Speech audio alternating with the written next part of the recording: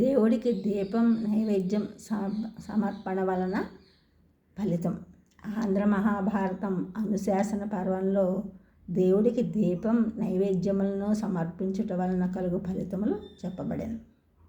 ఒరులిచ్చిన దీపం బపహరించి తత్పాతకమున నందుండగు భూవర రజ్జ సభ గుడిపై గిరి దీపం బిడి విభూతికి పాత్రమగును. ఒరులిచ్చిన దీపం బపహరించి తత్పాతకమున నందుండగు భూవర రజ్జ సభ గుడిపై గిరి దీపం బిడి విభూతికి పాత్రమగును.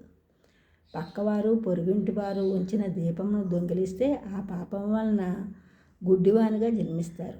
వీధిలో, సభలో, గుడిలో పర్వతంపై దీపం ఉంచి ఆ ప్రకాశం వలన పలువురికి ఉపయోగపడుట వలన దీపం ఉంచిన వాడు ఐశ్వర్యవంతుడగును.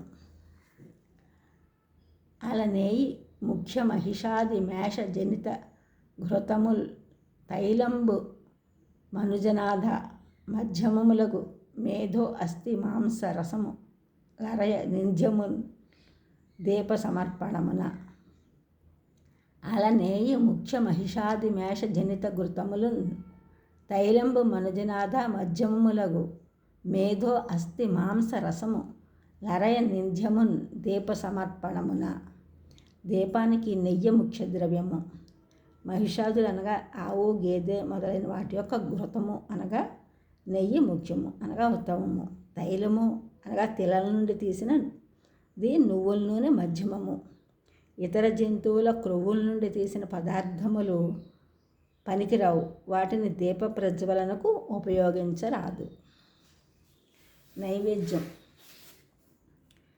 తన ఇంటు గలుగు నన్నము మును దేవతలకు నివేద్యముగా చేసి నియమము సహిత సమర్పణంబున వలన కృతకృత్యుడుగా వలయు పురుషుండనగా.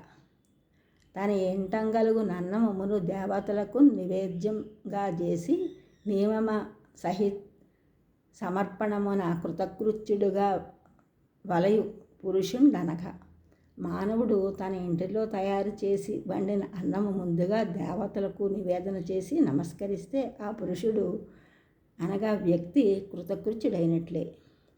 తిల, పిష్టము, దధి, దుగ్ధంబులు విభుదులకు ప్రియ మగు చిమ్మిలి, పాలు, పెరుగు మొదలగునవి దేవతలకు ప్రియములు కావున వాటిని నివేదన చేయాలి. ఈ ఛానల్ చూసినందుకు కూడా సబ్స్క్రైబ్ చేయండి, షేర్ చేయండి, లైక్ చేయండి, కామెంట్ చేయండి.